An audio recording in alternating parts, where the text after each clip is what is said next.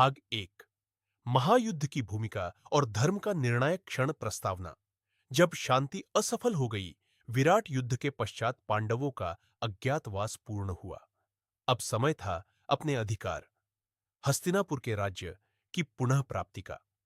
धर्मराज युधिष्ठिर ने युद्ध से पहले शांति का मार्ग चुना। उन्होंने कहा, हमें केवल 5 गांव दे दो। परंतु दुर्योधना ने गर्व से उत्तर दिया, सुई की नोक जितनी भूमि भी नहीं दूंगा। इस प्रकार युद्ध अपरिहार्य हो गया। श्री कृष्ण का शांति प्रयास पांडवों की ओर से कृष्णा स्वयं शांतिदूत बनकर ही हस्तिनापुर गए। उन्होंने सभा में धर्म, न्याय और विनाश के परिणामों का वर्णन किया, पर दुर्योधन ने उन्हें बांधने तक का प्रयास किया। तब कृष्ण ने अपना विराट रूप प्रकट किया। सभा स्तब्ध रह गई। अब युद्ध निश्चित था। सेनाओं का संगठन कुरुक्षेत्र की पवित्र भूमि पर 2 विशाल सेनाएं एकत्र हुई। कौरवों की ओर से 11 अक्षौहिणी सेना, पांडवों की ओर से 7 अक्षौहिणी सेना। कौरवों के सेनापति बने भीष्म। पांडवों की ओर से धृष्टद्युम्न को सेनापति बनाया गया। सेनाओं में सम्मिलित प्रमुख योद्धा।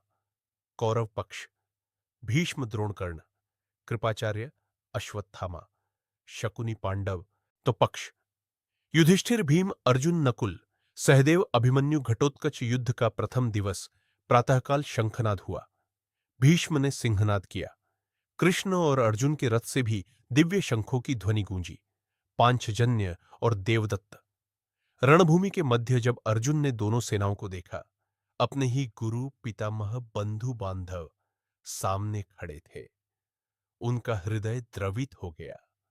गीता का उपदेश अर्जुन ने गांडीव नीचे रख दिया। कहा, मैं अपने ही परिजनों को कैसे मारूं? तब कृष्ण ने उन्हें आत्मा, धर्म, कर्म और योग का ज्ञान दिया। यही उपदेश आगे चलकर भगवद गीता के रूप में प्रसिद्ध हुआ। कृष्ण ने कहा, उठो अर्जुन, यह युद्ध धर्म की रक्षा के लिए है।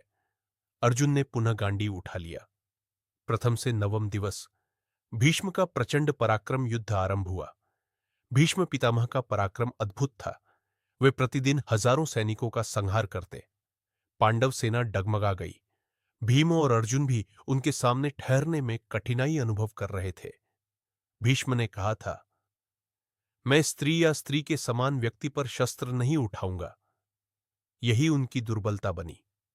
दशम दिवस भीष्म का पतन। 10वें दिन अर्जुन ने शिखंडी को आगे कर युद्ध किया।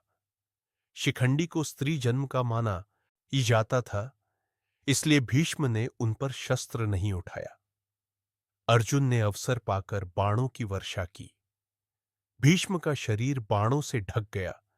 वे भूमि पर नहीं गिरे, बाणों की शैया पर लेट गए। उन्होंने इच्छा मृत्यु का वर पाया था। सूर्य के उत्तरायण होने तक वे जीवित रहे।